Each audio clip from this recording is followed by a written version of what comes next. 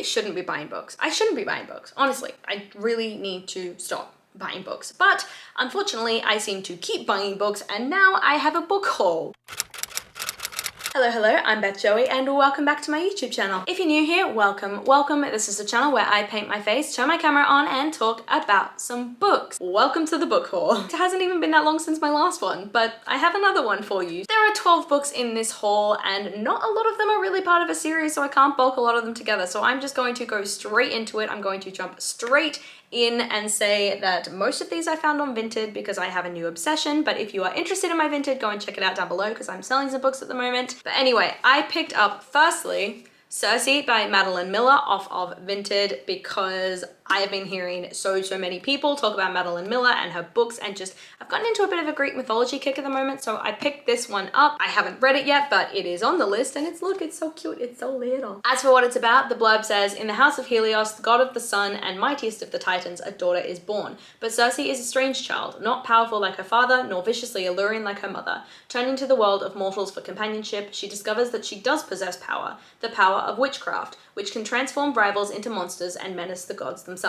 Threatened, Zeus banishes Circe to a deserted island, where she hones her occult craft and crosses paths with many of the most famous figures in all of mythology, including the Minotaur, Daedalus and his doomed son, Icarus, the murderous Medea, and of course, wily Odysseus. But there is danger too for a woman who stands alone, and Circe unwittingly draws the wrath of both men and gods, ultimately finding herself pitted against one of the most terrifying and vengeful of the Olympians. To protect what she holds dear, Circe must summon all her strength and choose once and for all whether she belongs with the gods she is born from or the mortals she has come to love. That's the first one. Then I picked up Murder on the Orient Express from Waterstones. I just fell in love with this edition, so naturally had to go and buy it. If you don't already know what this is about, it is one of Agatha Christie's sort of more famous novels. It follows a murder that happens on a train, and it's a Hercule Poirot mystery. So he goes around and he interviews all the suspects to find out who committed the murder. The murder happens just after midnight. The famous train is stopped in its tracks by a snowdrift. A passenger lies dead in his compartment, stabbed a dozen times, his door locked from the inside. Isolated by the storm and with a killer in their midst, Detective Hercule Poirot must identify the prime suspects from a scornful and impatient array of passengers before the murderer decides to strike again. Can't wait for this, and absolutely obsessed with the sort of holographic almost nature of this cover. Then I actually received a book from a publisher, which was very unexpected, so thank you Hotkey Books for this one, and it is Midnight's Twins by Holly Race. So don't really know much about this, so I'm just going to read you the blurb. It says, Londoner Fern King is about to uncover Anwen, the dream mirror of our world. But Anwen is as full of dangers as it is wonders. It is a place where dreams and nightmares come to life. Anwen is protected by an ancient order, and when Fern's hated twin Ollie is chosen to join their ranks, Fern will have to do whatever she can to prove she is one of them too.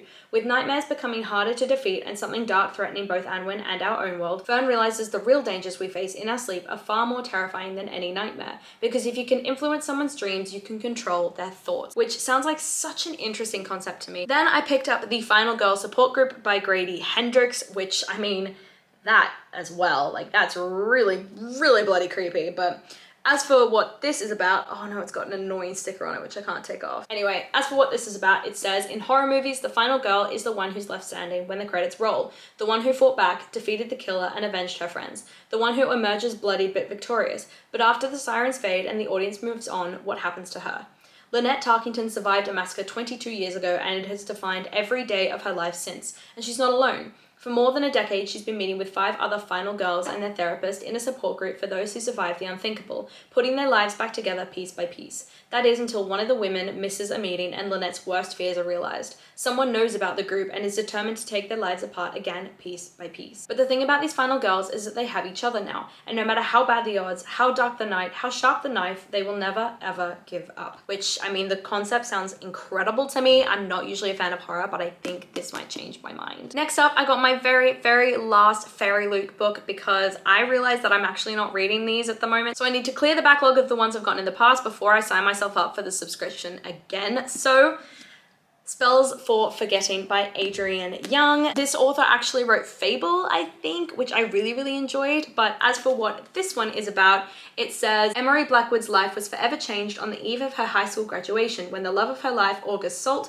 was accused of murdering her best friend, Lily. She'd once dreamt of running away with August, eager to escape the misty, remote shores of Saoirse Island and chase new dreams together. Now she is doing what her teenage self swore she would never do.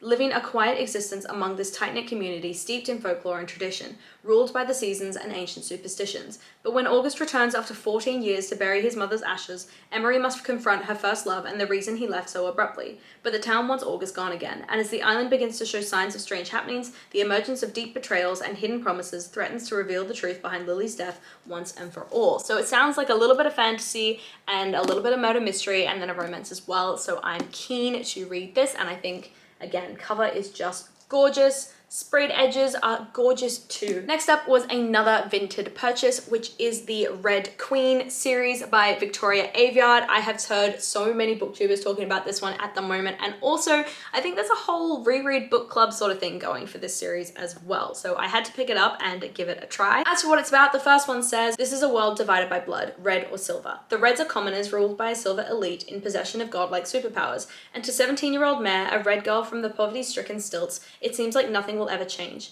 But Mare possesses a deadly talent of her own, one that threatens to destroy the balance of power. Fearful of her potential, the Silvers hide Mare in plain view, declaring her a long-lost silver princess. Knowing that one false move will mean her death, Mare must use her new position to bring down the regime from the inside. Now Mare has entered a game of betrayal and lies. This is Reds against Silvers, Prince against Prince, and Mare against her own heart. Sounds enthralling. Got the whole trilogy. Hope I like it. Next up, we got a complete cover buy, which is The Lost Apothecary by Sarah Penner. I mean, look at that. Like, you have to admit, that is beautiful. As for what it's about, it says, a forgotten history, a secret network of women, a legacy of poison and revenge. Welcome to the Lost Apothecary. Hidden in the depths of 18th century London, a secret apothecary shop caters to an unusual kind of clientele.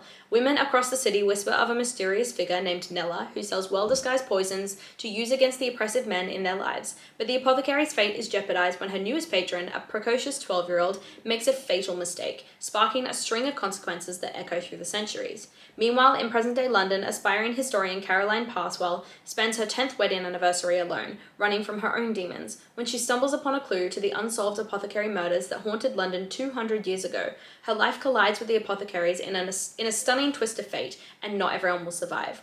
With crackling suspense, unforgettable characters, and searing insight, The Lost Apothecary is a subversive and intoxicating debut novel of secrets, vengeance, and the remarkable ways women can save each other despite the barrier of time. I mean, it sounds incredible to me. It reminds me of an old true crime case, which Bailey Sarian covered over on her YouTube channel. If I can find the link, I will link it down below. Next up, I went to my local charity shop and I picked up The Sanatorium by Sarah Pearce because I saw this advertised all over like tube stations and everything, and I always said to myself I'd go and pick it up, and then I never did, and then it was like £2 at the charity shop, so I was like, screw it, I'm gonna buy it. As for what it's about, it says, a beautiful eerie hotel in the Swiss Alps, recently converted from an abandoned sanatorium, is the last place Detective Ellen Warner wants to be, but her estranged brother has invited her there for his engagement party, and she feels she has no choice but to accept. Arriving in the midst of a threatening storm, Ellen immediately feels on edge, and things only get worse when they wake the next morning to find her brother's fiancé is missing. With access to the hotel cut off, the guests begin to panic. But this is only the first disappearance. Everyone's in danger and anyone could be next. So it sounds like a bit of a sort of isolated situation, closed door mystery maybe, so keen. Second last book, I promise, and this one I picked up because it is something that I always learnt about in school, but then never actually really delved into any more than that, and that is True History of the Kelly Gang by Peter Carey. And I mean, Ned Kelly is sort of one of those characters in Australian history that everybody knows about. He's sort of infamous for his crimes, and I really just wanted to know a bit more about him. So as what the blurb says, it says, to the authorities in pursuit of him, Ned Kelly is a horse thief, bank robber, and police killer. But to his fellow Australians, Kelly is their own Robin Hood. In a dazzling act of ventriloquism, Peter Carey's Booker Prize-winning novel of adventure and heroism brings the famous bushranger wildly and passionately to life. And I mean, I cannot wait to learn more. Last book. This one I bought from Waterstones at the same time as I bought that Ned Kelly book, and I just kind of saw it on the shelf, thought it looked cool, and picked it up. And that is with Fire in Their Blood by Kat Delacourt. And I mean, I picked it up mostly because of the cover. I think it is so dynamic. The purple and the red, the skulls, the sort of house and the fire. I mean, it looks really cool. But as for what it's about, it says, a simmering supernatural romance set in the crumbling Italian city of Castello, where mafia clans make the rules, dark magic pulses the streets, and the sins of the past threaten to consume the present. Castello, divided for generations by a brutal clan war, reminds me of Romeo and Juliet a little bit, has been kept under control by a mysterious leader determined to maintain order and purity, whatever the cost. When Lily arrives, she's instantly drawn to rebellious Liza, brooding Nico, and sensitive Christian. But in a city where love leads to ruin, she isn't sure she can trust anyone, not even herself. Then she accidentally breaks Castello's most important rule. When they test your blood, you'd better not be anything more than human, which just sounds really cool. So that is the last book that I picked up in my most recent haul. As I said, there are about 12 books in that haul. I am not going to try and hold them up because that would just end in failure. So I hope you really enjoyed hearing about all these books. Let me know if you've hauled any books recently, what you're reading at the moment. If you're loving it, let me know all of that sort of stuff in the comments down below. I really love talking to you guys, and I do my best to reply to every single comment. I really hope that you enjoyed this video, and if you did, please do let me know by liking, subscribing, and hitting that notification bell all down below. It is a super easy way to help my channel grow, and I will see you lovely people in my next video very soon. Bye.